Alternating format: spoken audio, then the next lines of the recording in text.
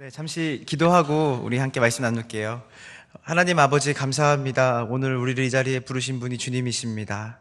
하나님, 우리가 주께서 우리를 부르시지 않으시면 우리가 주 앞에 나올 수 없음을 늘 고백하게 하시고, 주님의 은혜 없이는 우리가 하는 그 모든 일들이, 모든 것이 무의미가 없다는 것을 우리가 알게 하소서.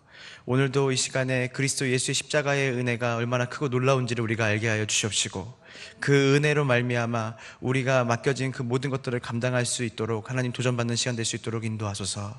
오늘 말씀을 전하는 자에게 주께서 주시는 겸손함과 주의 말씀을 온전히 전하는 하나님 자로서 쓰임받을 수 있는 통로가 되게 하여 주시옵시고, 듣는 이들에게, 자주장사 루디아에게 임했던 주의 성령의 은혜가 이들에게 임하여 말씀이 깨달아지는 것에 멈추는 것이 아니라 깨달아짐이 이들의 삶 가운데 역동적으로 실천으로 드러날 수 있도록 주께서 은혜 베풀어 주시옵소서. 오늘 이 시간 오직 주님만을 기대합니다. 사랑합니다. 예수님의 이름으로 기도했습니다. 아멘. 자, 우리 옆 사람 보고 서로 인사했으면 좋겠는데요.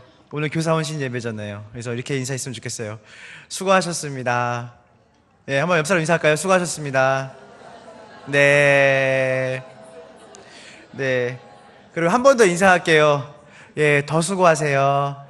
네, 더 수고하세요. 네. 예. 예, 저희는 죽도록 충성해야 되는 겁니다. 그죠? 예, 지금 끝난 게 아니라 우리는 주님 오실 때까지, 또 그 나라에 들어가기 전까지 우리가 주님께 맡겨진 사명을 죽도록 충성해야 되는지 믿으실 간절히 소망합니다. 네. 오늘 이제 제가 교사 헌신 예배, 그 얘기를 듣고 어떤 말씀을 같이 나누면 좋을까 생각을 많이 했어요. 그래서 헌신이라는 그 단어에 굉장히 제가 많은 생각을 하게 됐고, 그 헌신이라는 단어를 찾아보니까 몸과 마음을 다해 정성을 바친다는 의미예요. 근데 대상이 누구냐에 따라서 그 헌신이 의미가 틀려지잖아요. 그렇죠? 그러니까 그 헌신을 누구한테 할 건가? 내 몸과 마음과 정성을 다해서 내가 도대체 어떤 방향을 향해, 어떤 목적을 향해 내가 헌신을 하는 것일까? 그래서 오늘은 그 헌신을 가능케 하는 것, 그리고 헌신의 목적을 우리가 같이 알아봤으면 좋겠다는 생각이 있습니다. 오늘 말씀은 누가복음 18장 말씀인데요. 여러분이 너무나 익히 잘 알고 있는 내용이죠. 그래서 누가복음 18장은 우리가 너무나 잘 알고 있는 내용인데요. 이런 내용입니다. 한 재물이 많은 사람이 예수님께 와서 영생을 얻으려면 어떻게 해야 됩니까, 선생님? 그랬더니 예수님께서 네가 계명을 지키냐? 제가 계명을 다 지킵니다. 그러면 예수님께서 그 얘기를 들으시고 나서 뭐라고 말하냐면, 네가 아직 한 가지가 부족하다. 그 한 가지를 얘기해 주겠다. 그게 뭐냐면, 네가 가진 모든 소유를 팔아서 가난한 사람에게 나누어줘라. 그리고 나를 따르라. 근데 결말은 어떻게 나냐면 해피엔딩이 아닙니다. 이 청년이 어떻게 하죠? 근심하고 고민하고 다른 공간복음은 떠났어요, 예수님을. 여기까지가 우리가 이 내용에서 들은 내용이고 익히 알고 있는 내용이죠. 그래서 제자들이 말합니다. 그러면 누가 구원을 받을 수 있겠습니까? 그랬더니 예수님께서 사람으로서는 할 수 없으되 누구에게로 가능하다? 하나님께로는 가능한 것이 그 영생이고 구원이다 라고 얘기를 하시는 거죠.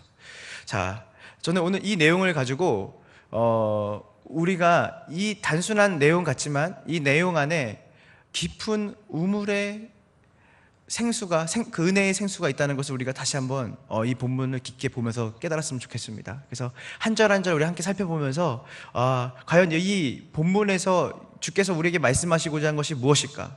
오늘 내가 교사로서 주님께서 부름받았는데, 그 교사를 내가 힘있고 내가 정말 내가 가진 그 모든 것을 다 들여서라도 그 아이들을 위해, 또 주님을 위해 그 섬길 수 있는 그 힘과 능력이 누구로부터 나오는지를 우리가 다시 한번 확인하는 시간이 됐으면 좋겠다는 것이죠.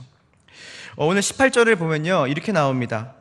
어떤 관리가 물어 이르되, 선한 선생님이여 내가 무엇을 하여야 영생을 얻으리이까? 라고 나옵니다. 근데요, 이 누가복음 18장에만 이 얘기가 나오는 게 아니라 어디도 나오냐면요, 마태복음에도 나오고 마가복음에도 나옵니다. 그래서 이 본문은 이렇게만 보면 우리가 한쪽 면만 보는 거죠. 그래서 마태복음도 봐야 되고 마가복음도 봐서 도대체 이 내용을 우리가 어떻게 봐야 되고, 이 내용이 더 자세하게 보려면 우리가 어떻게 해야 되는지는 그 다 마태복음, 마가복음 살펴봐야 된다는 것이죠. 자, 근데요, 이 18절에 보면 어떤 관리라고 그러거든요. 어떤 관리. 근데요, 다른 복음서에는 뭐라고 나오냐면 부자 청년, 또 어떤 데서는 재물이 많은 사람. 여기서 어떤 관리라고 하니까 우리는 굉장히 어떤 관리인가 보다 하지만 이 관리라는 단어가 그 아르콘이라고 하는 그리거를 쓰는데요. 원래 원문상은. 근데 이게 뭐냐면 관리라는 뜻이 이방 사람에게, 그러니까 예를 들어서 이방의, 그러니까 로마의 제국 아래서 그들 황제의 녹을 먹고 살아가는 사람들, 그 사람도 이 아르콘이라는 단어를 쓰고요. 실제로는 헤롯 대왕의 부하들도 이 아르콘이라는 단어를 써요. 근데 마지막으로 쓸 때, 이 아르콘이를 쓸 때 누구 쓰냐면요, 유대 관원들을 씁니다. 유대 관원. 유대 관원이라고 하면 뭐냐면 회당장, 또 율법을 가리키는 사람들, 그리고 바리새인까지도 이 단어를 써요. 근데 우리가 볼 때 우리는 이 본문의 내용을 다 알고 있습니다. 그래서 지금 오늘 나온 어떤 관리가, 이 관리가 어떤 로마의 한 지도자도 아니고 우리는 헤로당의 신하도 아니고 어떤 사람이죠? 율법을 다 지키려고 했던 사람이고 율법을 지켰다고 말했던 사람이에요. 그래서 우리는 뭘로 보냐면 유대인으로서 그 말씀을 가리키는 자일 수도 있고 회당장일 수도 있는 거죠. 그러니까 쉽게 말해서 금수저죠. 자, 부자 청년이고 유대인들에게 말씀을 가리킬 수 있는 사람이었고 지도층이었어요. 자, 제가 이런 얘기를 많이 하는데 이 사람의 이제 스펙이 나온 거죠. 어떤 관리지만 이 사람은 어떤 사람이었죠? 재물이 많은 사람이었죠. 그리고 뭐였죠? 청년이었죠. 자, 부자인데 청년이야. 이거 진짜 좋지 않아요? 부자인데 나이가 많이 든 것보다는 청년이 낫죠. 근데 청년인데 나이가 많아. 아니, 청년인데 부자 돈이 없어. 그럼 이거 문제가 되잖아요.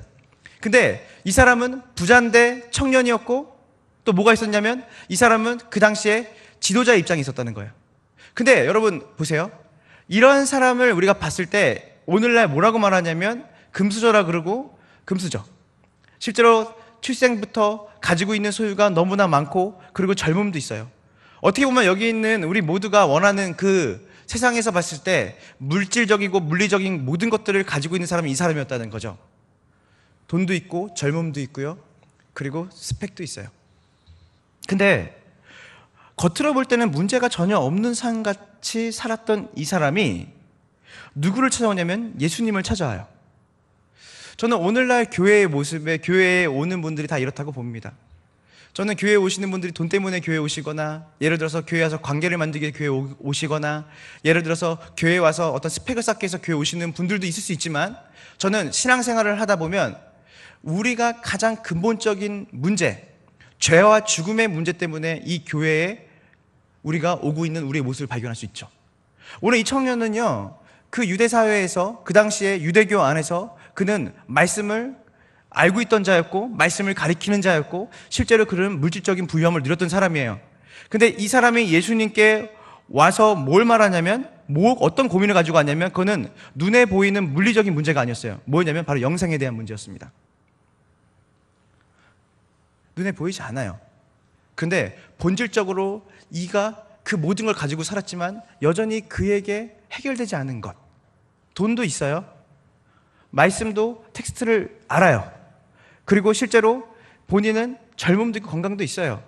그런데 이 사람에게 근본적으로 해결되지 않는 하나가 있었는데 그게 뭐냐면 영원한 삶에 대한 것이었어요. 영생에 대한 것. 그가 그 내면적인 삶의 본질적인 고민을 가지고 예수님께 찾아옵니다. 찾아와서 뭐라고 얘기하냐면, 선생님, 제 본질적인 고민, 문제, 저는 어떻게 해야지 영생을 얻을 수 있겠습니까? 그 말은 뭐냐면 자기 삶에 결핍이 있다는 거예요. 결핍. 이 결핍, 어거스틴이라는 사람이 있습니다. 어거스틴. 이 어거스틴이 뭐라고 얘기했냐면, 하나님이 우리를 만드실 때 하나님으로밖에 채워지지 않게끔 우리를 만드셨대요. 그래서 하나님의 은혜, 하나님의 사랑, 하나님과의 친밀함을 통해 나오는 우리 안에 눈에 보이지 않지만 그 평안, 이 하나님으로부터 오는 만족함으로밖에 우린 채워지지 않게끔 만들었다는 거예요. 이거 외에는 우리 인간을 채울 수 있는 게 없다는 거예요. 하나님이 우리 그렇게 설계하셨으니까. 오늘 저는요, 오늘도 교회에 있는 분들 중에 이런 분이 있다고 봅니다. 그리고 오늘도 세상 바깥은 이런 사람들이 더 많죠. 본질적인 고민이 해결되지 않은 채 여전히 그 목마름을 가지고 살아가는 사람. 이 사람은 제대로 온 거죠. 예수님은 그 문제를 해결할 수 있는 분이셨으니까. 맞습니다. 근데 이 사람이 뭐라고 말했냐면, 영생을 얻으려면, 자기의 본질적인 문제가 영생에 대한 문제였는데, 그것을 얻으려면 내가 무엇을 해야 됩니까? 무엇을 하여야 됩니까? 그러니까 doing의 문제로 접근하는 거예요. 내가 무엇을 해야 되겠습니까? 이 본질적인 문제를 해결하려면 제가 교회 봉사를 더 해야 되겠습니까? 아니면 제가 뭔가 좀 구제를 더 해야겠습니까? 아니면 제가 열심히 뭔가를 더 역동적으로 활동하고 전도를 해야 되고 이렇게 해야 되겠습니까? 이 사람은 그 영생에 대한 문제, 본질적인 문제, 눈에 보이지 않지만 하나님과의 관계된 그 문제를 자신이 자신 편에서 뭔가를 해야 되는 문제로 예수님께 묻고 있었던 거예요. 저는 오늘 다시 대묻습니다. 영생의 문제를, 영원한 삶, 죄와 죽음을 넘어가고 해결하는 그 문제를 여러분 무엇을 해야 얻을 수 있다고 생각하십니까? 오늘 부자청년은 예수님께 와서 그 얘기를 한 것이죠.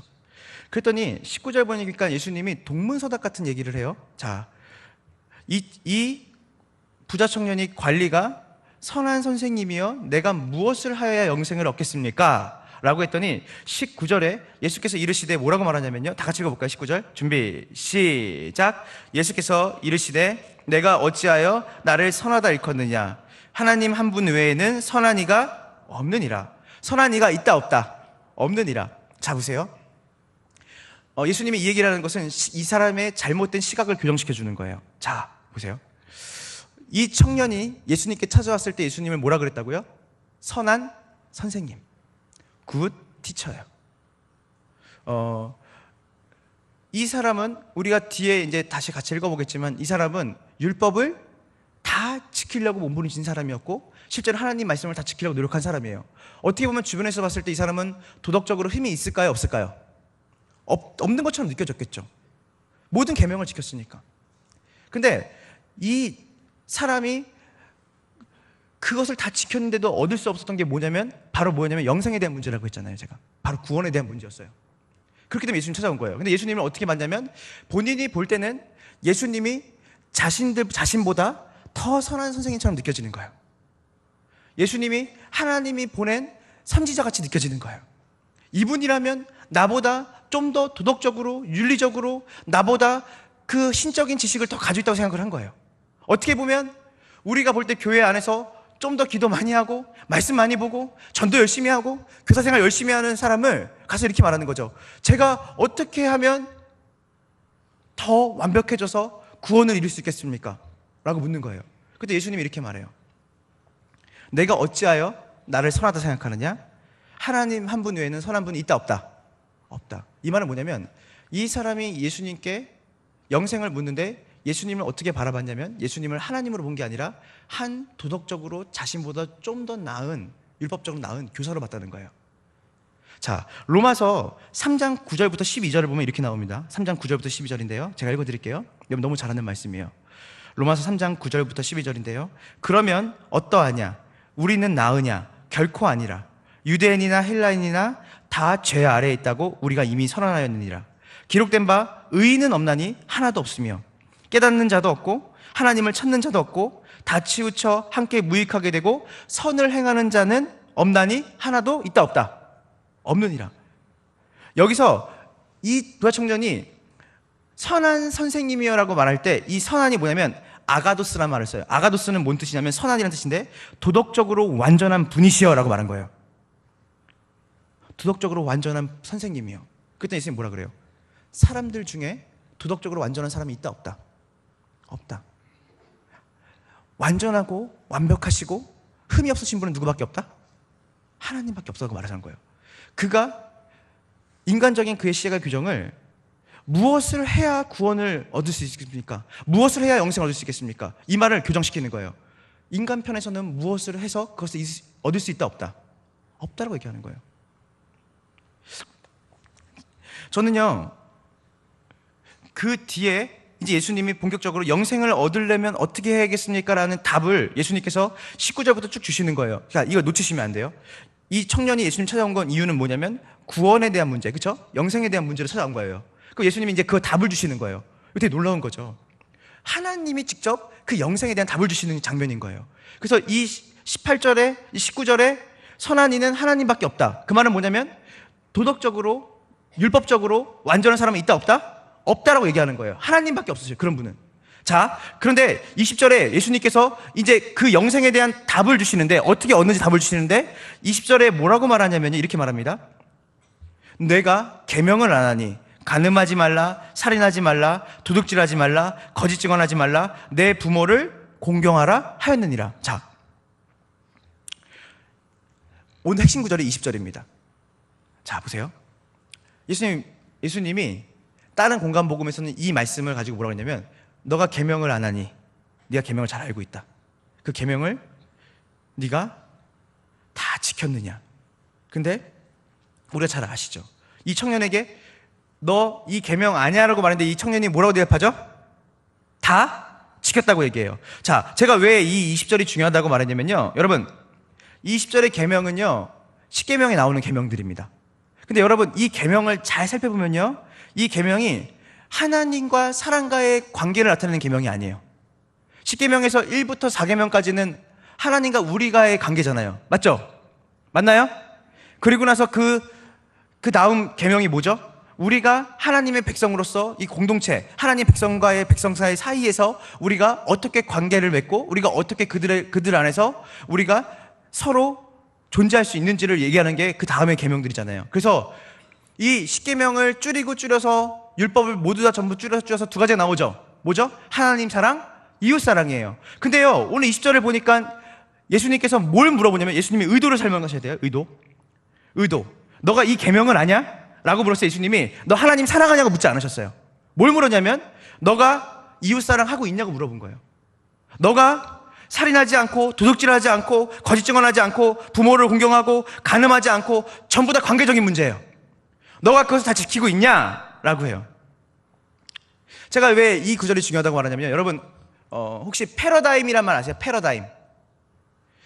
요즘 가장 많이 나오는, 요즘 교회 개척에도 많이 나오고요, 실제로 선교지에서도 많이 쓰이고, 실제로 우리가 SNS에서도 되게 많이 쓰여지는 말이고, 실제로 기업들 안에서도 가장 많이 쓰여진다는 게 뭐냐면 패러다임이란 말이에요. 패러다임.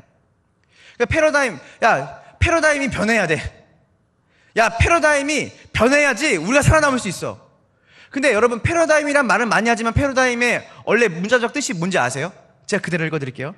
패러다임은 뭔 말이냐면요, 어떤 한 시대, 여기 우리 같은 시대에 살고 있잖아요.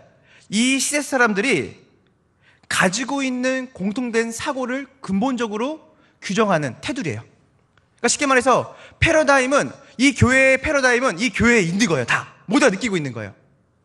예를 들어서 형식이죠. 틀이죠. 이 패러다임. 그래서 모두가 말하냐면 지금은 패러다임을 전환해야 돼.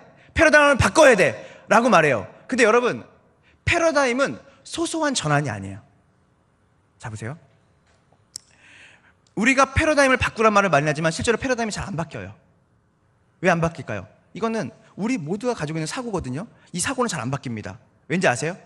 패러다임을 전환하는 것에 가장 중요한 건 뭐냐면 가치가 변하는 거거든요. 가치.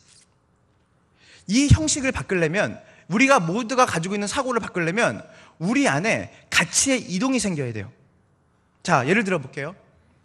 선교지를 갔는데 저희는 이제 파송단체입니다. 선교사도 파송하거든요. 저희가 모로코에 선교사를 파송했습니다. 근데 모로코를 갔는데 한국 시간으로 예배를 이렇게 드리고 싶은 거예요. 그래서 이 부부의 머리에는, 선교사 부부의 머리는 뭐 어떤 게 있었냐면, 우리가 한국에서 예배 드리는 그 시간에 이 사람들을 예배 드리게 해야겠다. 그럼 똑같이 공유하고 있는 패러다임이 있었던 거죠. 근데 모로코 사람들은, 특별히 남자들은요, 일찍 일어나서 뭘 활동하지 않아요. 이 사람들은 일을 잘 안 하거든요. 그러면 그냥 커피 하나 시켜놓고서 그들이 모여있는 카페 가서 그 사람들은 아침부터 저녁 늦게까지 축구를 보고 또 늦잠 자고 일어나가지고 또 낮에 나가도 밤 늦게까지 그 커피 한 잔 시켜놓고선 흡연을 하고 차 한 잔 마시고 축구 보는 게 끝이에요. 그들의 삶에. 그러니까 이렇게 시간에 대해서 가치를 두고 이 사람들을 불러 모으니까 이 사람들이 올까요, 안 올까요? 안 오죠. 그래서 바꾼 거예요, 가치를. 시간에다 가치를 두지 말고 사람에게 가치를 두자. 그래서 이 사람들이 올 수 있게끔 하자. 이 사람들이 올 수 있는 시간으로 우리가 가치를 이동하자. 그러다 보니까 어떻게 되냐면 그 사람들의 시간에 맞추게 된 거예요. 그 사람들이 모일 수 있는 시간에. 그랬는데 지금은 현지인은 34명을 양육합니다. 제가 뭔 말하고 싶냐면요, 오늘 이 부자 청년이, 이 관리가 예수님이 의도성을 가지고 물으신 거예요. 너 기도하고 있냐? 새벽 기도 나가고 있냐? 말씀 보고 있냐? 구제하고 있냐? 어떻게 보면 이런 가치적인 것들을 얘기한 거죠. 그때 이 청년이 뭐라고 말했어요? 이것을 제가 다 뭐 했습니다? 지켰습니다. 저는요, 이 사람이 거짓말한 거라고 생각하지 않아요. 정말 이 관리, 이 부자는요, 자기가 그 이웃사랑을 실천하려고 몸부림쳤던 사람이었던 것 같아요. 이 계명을 다 지키려고 노력했던 사람인 것 같아요. 그러니까 이 말을 자신 있게 할 수 있죠.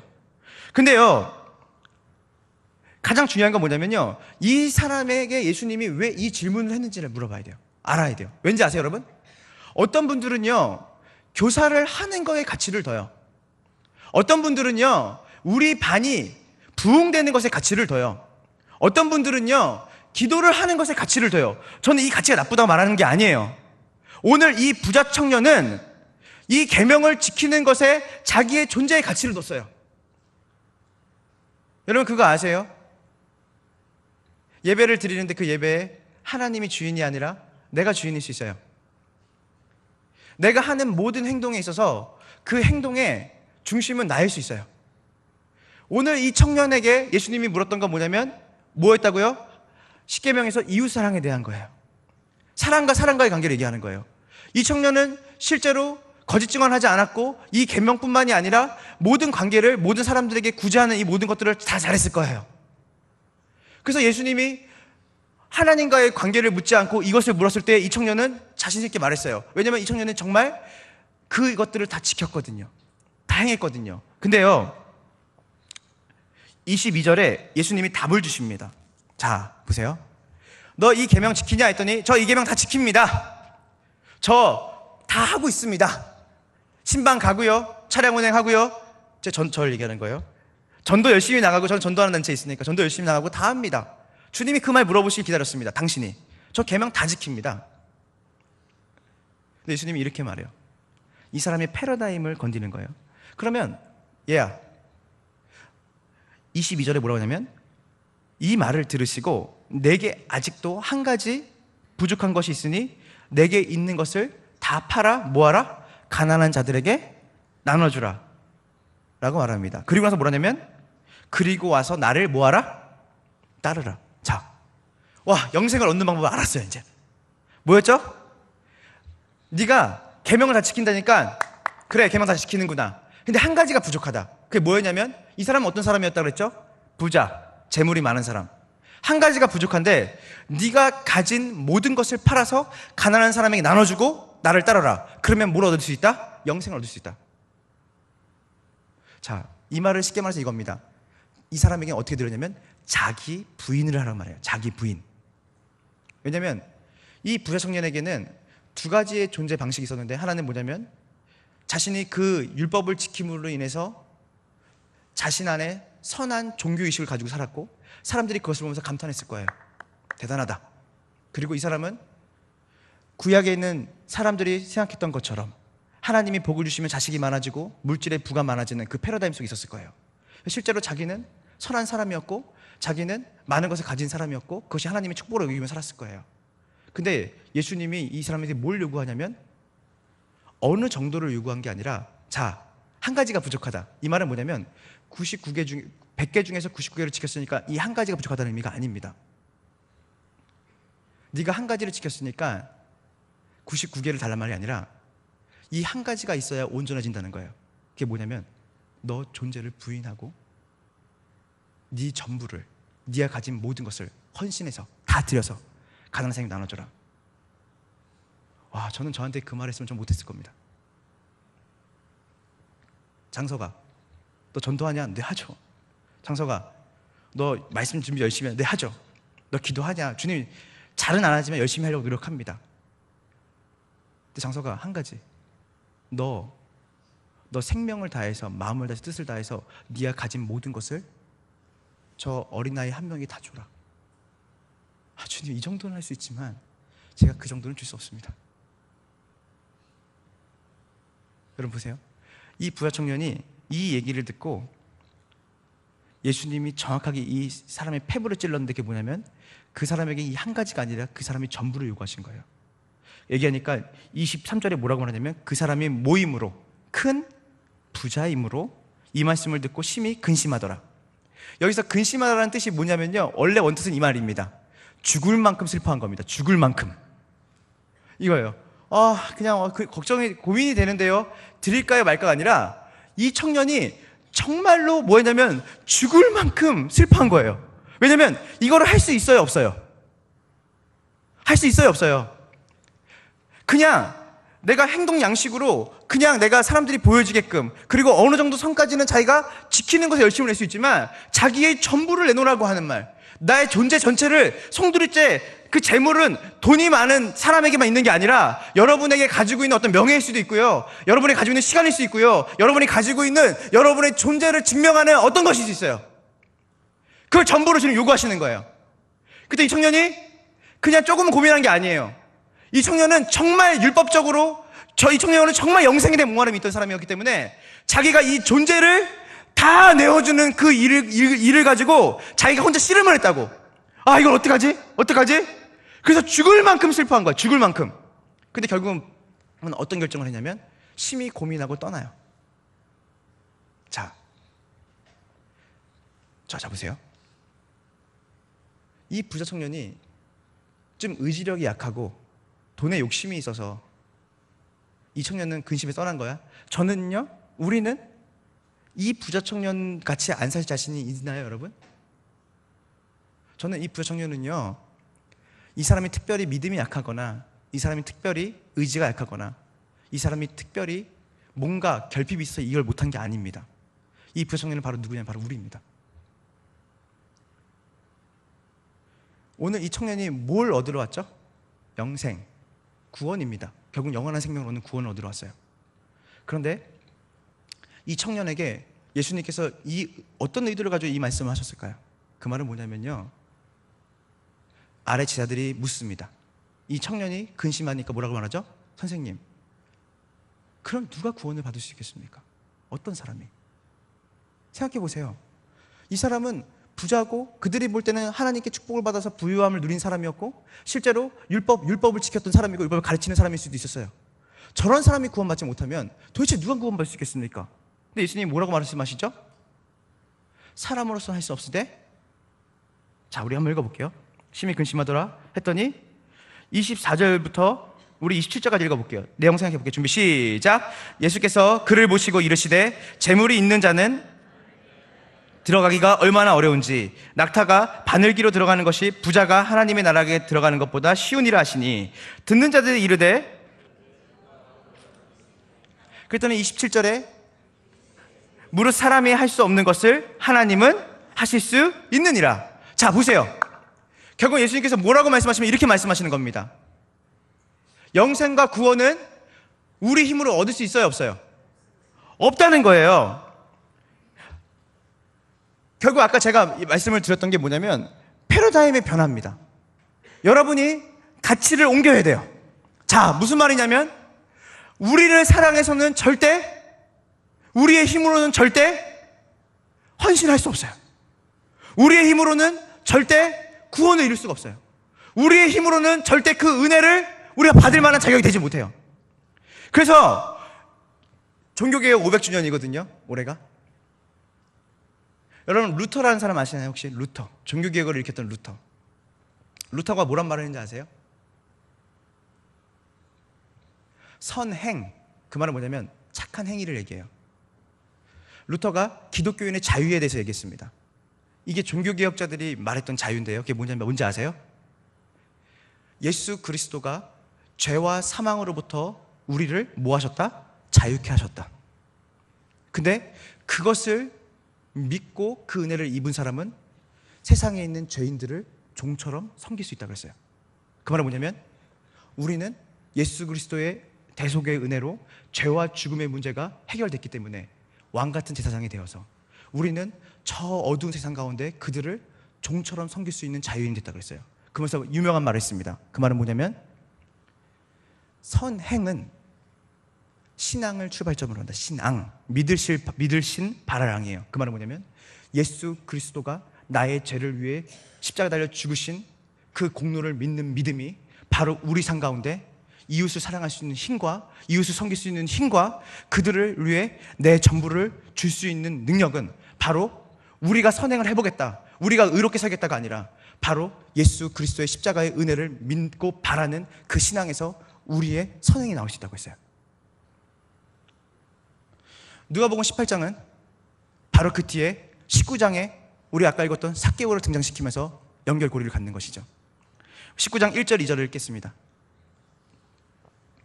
자, 준비 시작. 예수께서 세리장이요 또한 부자라. 자, 아까 부자 청년은 그 관리는 그가 예수님을 찾아왔죠. 찾아와서 to do, 내가 무엇을 해야, 어떤 일을 해야 영생을 얻을 수 있겠습니까? 근데 오늘은 이 19장은 반대 얘기를 해요. 뭐라고 하냐면 예수님이 여리고로 들어가셨어요. 여러분 잘 아실 거예요. 이 사건은 예수님이 누굴 만나러 가신 것이죠? 누굴 만나러 가신 것이죠? 삭개오를 만나러 간 거잖아요. 삭개오. 근데 2절에 뭐라고 말하냐면 삭개오라 이름하는 자가 있으니 이는 뭐라? 세리장이요 또한 부자라. 자, 어떤 관리인데 그 관리는 재물이 많은 부자였어요. 맞나요? 그리고 그는 우리가 그 관리라는 말에서 유대 관원임을 알 수 있었고 그는 율법을 지키는 사람이라는 걸 알 수 있죠. 삭개오는 세리장이었어요. 여러분 세리가 뭔지 아시죠? 로마가 이 유대 땅을 점령하고 있던 시대였어요. 그들은 세금을 걷는데 그 세금을 거둘 때 자신들이 직접 걷지 않았어요. 어떤 사람을 통해 거둘었냐면 유대인 동족을 통해서 유대인들을 걷게 만들었어요. 근데 이 유대인 동족들은요 이방인을 지옥의 불쏘시개만큼도 여기지 않았고 실제로 로마는 이들의 성전을 많이 더럽혔거든요. 실제로 로마와 결탁해서 이 일을 한다는 것 자체가 그들은 죄를 짓는 일이었거든요. 근데 이 세리들이 로마와 함께 일할 수 있는 이유는 뭐냐면 첫 번째, 이들은요 주변에서 말할 때 이들은 죽었다 깨어나도 율법을 지킬 수 없는 사람들인 거예요. 쉽게 말해서 뭐냐면 유대 사회에서 인정받지 못한 사람이었다고요. 그러니까 로마를 통해서 자리를 차지하고 로마를 통해서 생계를 이어가지 않으면 살아갈 수 없을 정도로 유대 사회에서 왕따를 당하거나 천대받던 사람들이었어요. 근데 로마에서 이들에게 뭘 줬냐면 너희가 우리와 결탁해서 동족들의 세금을 니네가 대신 거두면 우리를 미워하지 않게끔 우리에게 내는 일정량의 세금을 제외하고는 너희가 더 거둘 수 있다. 그 돈을 니가 가져라. 이들이 자신의 삶에서 조금이라도 자기의 삶을 영위할 수 있는 존재의 가치가 뭐였냐면 물질이었다고요. 이걸로 무시받지 않고 이거라도 잡고 있어야 그들은 유대사회에 살아갈 수 있었던 거예요. 그래서 그들에게 재물은 그들의 존재 그 자체였어요. 그렇지만 세리였기 때문에 그들은 율법을 지키려고 해도 지킬 수가 없는 죄인인 거예요. 그들은 알았어요. 그들에게 영생은 어떻게 하면 영생을 얻을 수 있겠습니다라고 당당하게 물을 수 있는 사람들이 아니었어요. 이들은 그냥 그렇게 이 땅에서 돈이라도 좀 움켜쥐고 살아서 동족들 등쳐먹고 그렇게 살아가는 것이 자기의 인생이 전부였다고. 그런데 이에게 예수님이 찾아오세요. 이렇게 말하죠. 삭개오야, 이리 내려오너라. 내가 오늘 너희 집에 유하리라. 삭개오의 심정이 어땠을까요? 제가 삭개오였다면 그 하나님의 아들이라고 하는 사람이 자기가 볼 때 들었던 거죠. 그 랍비가, 훌륭한 선생님이 뽕나무 위에 올라가서 키가 작아서 그렇게 보고 있었는데 그분이 자기를 주목한 거예요. 자기는 그분을 가까이 할 수도 없고 그분을 만질 수도 없고 그분에 다가갈 수 없는 사람이죠. 근데 예수님께 삭개오를 부르세요. 삭개오가 급하게 반가워 뛰어내려와요. 예수님 말씀하시죠.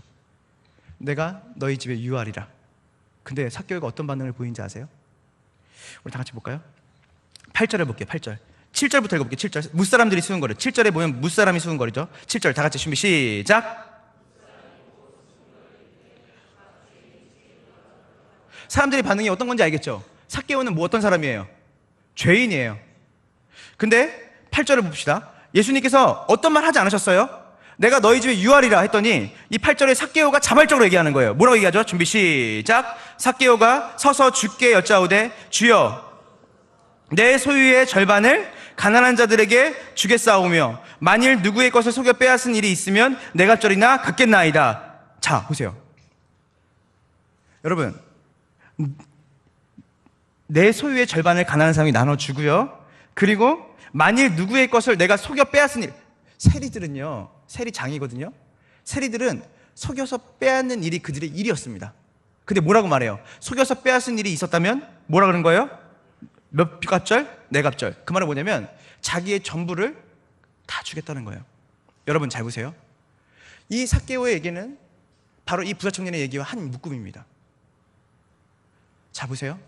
부자 청년은 죽었다 깨어나도 그 관리는 율법을 지키고 자기가 어떤 행동을 해서 그는 자신의 전부를 부인하고 주님을 따를 수 있는 사람이 되지 못합니다.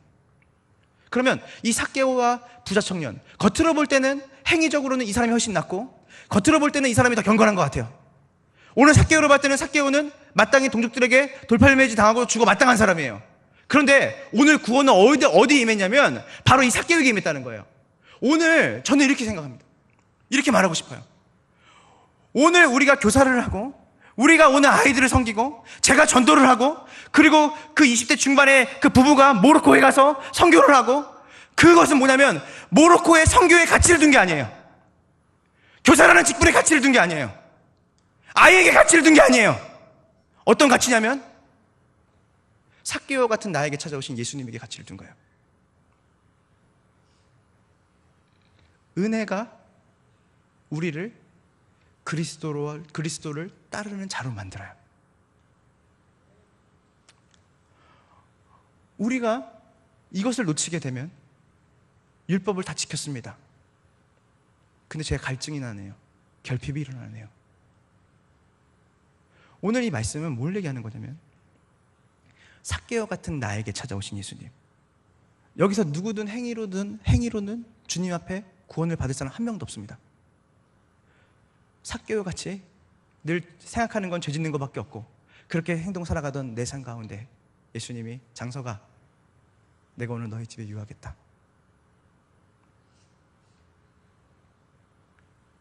주님, 제가 가진 게 제 전부가 5,000원인데요. 이 5,000원 제 전부인데요. 제가 이거 기꺼이 예수님께 다 드릴 수 있습니다. 그렇기 때문에 여러분 잘 들으세요. 하나님 사랑의 반대말은요, 하나님 사랑하지 않는 게 아니라 자기 사랑입니다. 우리는 늘 자기를 사랑하며 살아가는 사람이고요, 자기를 부인하지 못합니다. 예수님이 이렇게 말씀하셨어요. 누구든지 제 십자가를 지고 자기를 부인하지 않고서는 나를 따라올 자가 있다 없다. 근데 여러분, 예수님이 이 땅에 오셔서 십자가에 달려 죽으시고 성령을 보내셔서 우리에게 하신 게 뭔지 아세요? 여러분이 자기를 부인할 수 있는 존재를 만드신 거예요. 그리고 그렇게 만들어 가실 거예요. 그리고 여러분이 할 수 있는 만큼이 아니라 주님을 위해서 내 전부를 드리는 사람이 될 겁니다. 그리고 주님께서 그 전부를 드리는 사람이 되는 그 재료와 도구를 뭘로 사용하시냐면 바로 죄인에게 임하신 예수 그리스도의 십자가의 은혜로 여러분이 이끌어 가실 거예요. 저는 오늘 교사원신 예배잖아요. 감동적인 예화도 할 수 있고 여러 가지 할 수 있는데, 제가 10년 동안 전 도시전도를 단체를 10년 동안 했거든요. 신학교 25살 때 시작을 했는데 이제 벌써 35이 됐어요. 10년 동안 하면서 정말 배고프기도 많이 배고팠고 그리고 미래가 잘 보이지도 않았어요.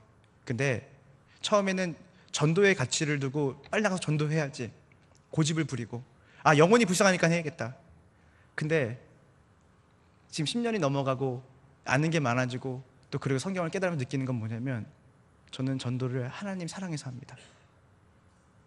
하나님 사랑해서 결혼했고요, 하나님의 은혜에 감사해서 내 삶을 주님께 드리고 싶은 것이지 내가 어떤 존재에 대해서 내 안에 깊은 사랑에서 사랑할 수 없는 자임을 알게 돼요.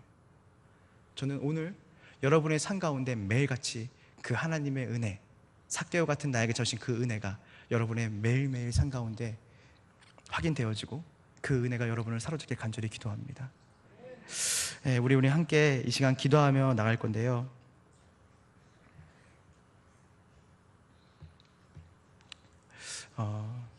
그 하나님의 은혜라는 우리 찬양을 이제 이 시간 다 같이 했으면 좋겠어요. 여러분, 세상에서 가장 강한 사람이 어떤 사람이냐면요, 나의 연약함을 완벽하게 이해하시는 하나님을 만난 사람이 가장 강한 사람입니다. 그래서 진짜 강한 사람은 나 교사 잘할 수 있어가 아니라 주님이 그 은혜 주시지 않으시면 나 교사 감당할 수 없습니다. 주님, 제가 기도가 목적이 아니라 기도를 통해서 주님을 더 알기 원합니다. 말씀을 많이 보는 게 목적이 아니라 말씀을 통해서 주님의 성품을 알고 주님의 뜻을 따라 살아가는 게 목적입니다. 그래서 주님을 사랑하는 것, 그 사랑은, 주님의 사랑을 하는 것은 주님의 사랑을 깨닫는 것이에요. 그래서 절대 비관적인 자세가 오늘 우리에게 있었으면 좋겠어요. 주님 외에는 나는 그 일을 감당할 수 없습니다. 주님의 은혜가 아니고서는 저는 어느 정도는 주님, 제가 그들을 사랑할 수 있지만 내 온전한 내 전부를 내어주는 그 사랑은 하나님의 은혜 없이는 되어지지 않습니다 라고 고백했으면 좋겠어요. 여기 한 분 한 분이 어떻게 이 자리에 오셨는지 저는 다 모르죠. 우리는 오늘 처음 만났으니까요. 근데 한 가지 제가 확신할 수 있는 것은 여러분 다 삭개오였다는 거예요. 여기 단 한 명도 삭개오 아닌 사람 한 명도 없습니다. 다 삭개오였죠. 그러니까 여러분이 예수님을 만난 곳은 누구는 여리고일 수 있지만 다 각자 여리고가 있었겠죠. 처음에는 신앙생활 할 때 내 의가 커서 내가 뭔가 행위를 잘하고 내가 기도를 열심히 해서 이런 일들이 일어나는지 알지만 점점 주님 알아갈수록 나의 나 된 것은 오직 하나님의 은혜고 나는 죄인 중에 개수입니다라는 고백이 나오죠. 2016년 정말 교사로 너무 수고하셨고 여러분의 그 헌신이 얼마나 아름다운지 보지 않아도 느낄 수 있습니다. 그런데 한 가지 확실한 것은 내년 되면 여러분은 더 주님을 사랑하게 될 겁니다. 그리고 여러분은 내후년이 되면 더 주님을 닮아가는 자로 될 거예요. 내가 어떻게 여기까지 사랑할 수가 있지? 내가 어떻게 여기까지 아이들을 품을 수 있지? 그건 여러분이 하는 게 아니에요. 여러분 안에 계신 분이 여러분을 통해서 하시는 거예요. 그래서 그 십자가의 은혜가 오늘 여기 있는 모든 분들에게 다시 한번 새겨지고 확인되어지고 그 은혜로 이 교회를 통해서 수많은 죽어가는 삭개오들이 주께로 돌아오는 역할을 이 교회가 감당하길 간절히 소망합니다. 우리 오늘 이 시간 다 같이 하나님 은혜 찬양 부를 때 먼저 우리에게 찾았던 그 은혜를 기억하고 더불어 이 교회에게 찾아오신 은혜, 교사의 직분을 나에게 주신 그 은혜, 그 십자가의 은혜를 우리 기억하며 나갔으면 좋겠습니다. 나를 부르신 이가 나를 지으신 이가 하나님, 나를 부르신 이가 하나님, 나를 보내신 이도 하나님, 나의 나 된 것은 다 하나님 은혜라. 나의 달려갈 길 다가도록 나의 마지막 고음 다 나로 그 십자가 품게 하시니 나의 나 된 것은 다 하나님 은혜라. 한량 없는 은혜, 갚을 길 없는 은혜, 내 삶을 애워싸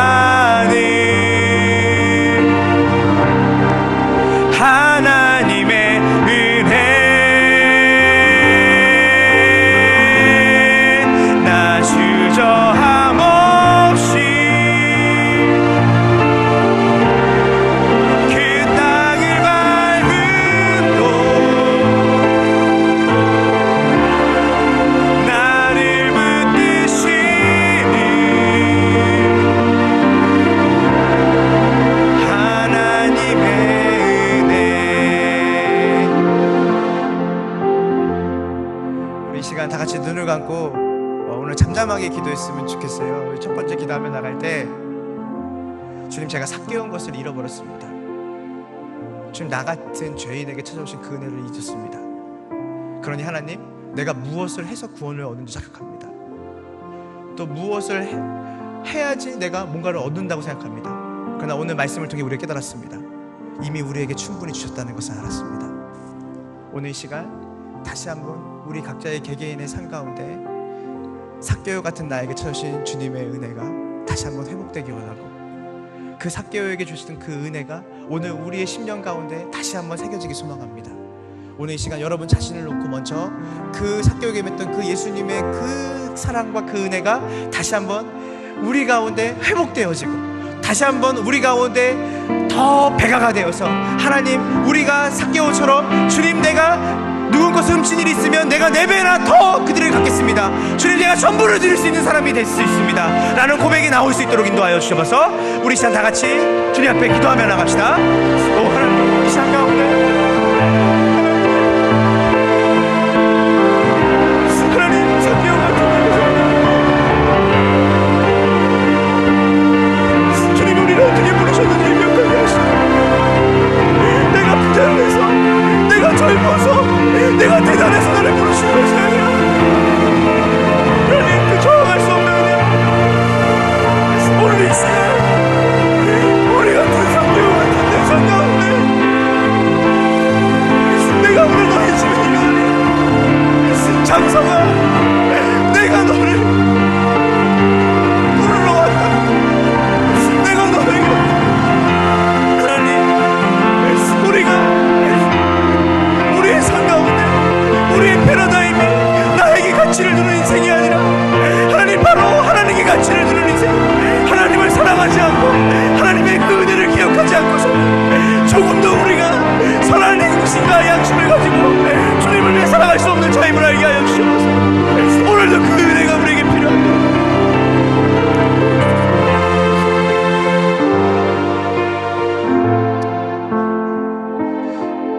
우리 이 시간 이어서 기도하며 나갈 때 우리 2016년 우리 교사들을 또 함께 기도해 주는 시간 됐으면 좋겠습니다.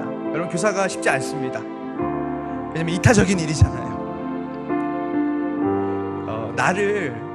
나를 사랑해서 그 일을 하면요, 결국은 우리는 그리스도를 보여주지 못합니다. 하나님, 2016년 동안 교사들이 정말 주님을 사랑해서 그 일을 감당하게 해주니 감사합니다. 하나님, 이어지는 하나님, 이들이 교사의 사명을 감당할 때 주님 은혜를 주셔야 됩니다.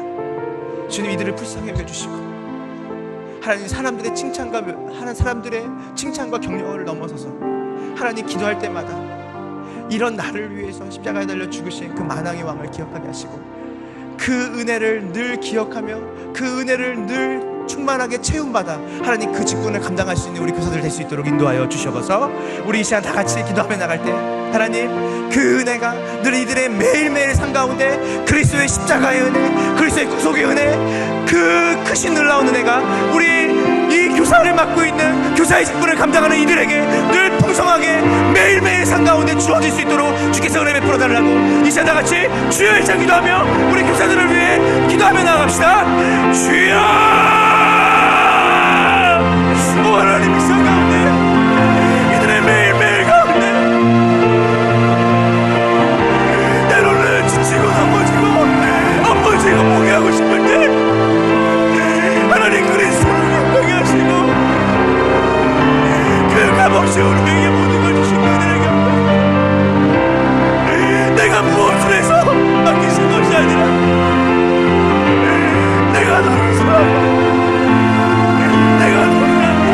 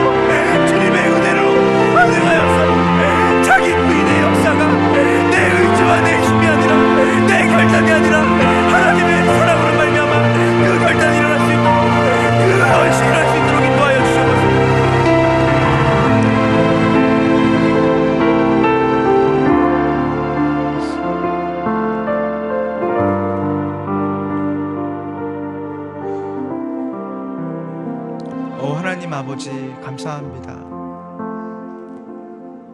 오늘 하나님 주일학교 교사로 수고하고 헌신한 자들, 또 오늘 무심양면 천하보다 귀한 한 영혼을 위해 하나님 자신의 시간과 물질을 드리고 또 주님의 나라를 위해서 아낌없이 자신을 부인했던 하나님 이 귀한 중보교회 가운데, 또 우리 교사들 가운데, 또 우리 권사님, 집사님, 우리 모든 교우들 가운데 주님, 한 가지 우리가 주님 앞에 구하는 것은 매일매일 생명의 떡 되시는 예수님을 늘 먹고 그 은혜를 누리며 살아가기 원합니다.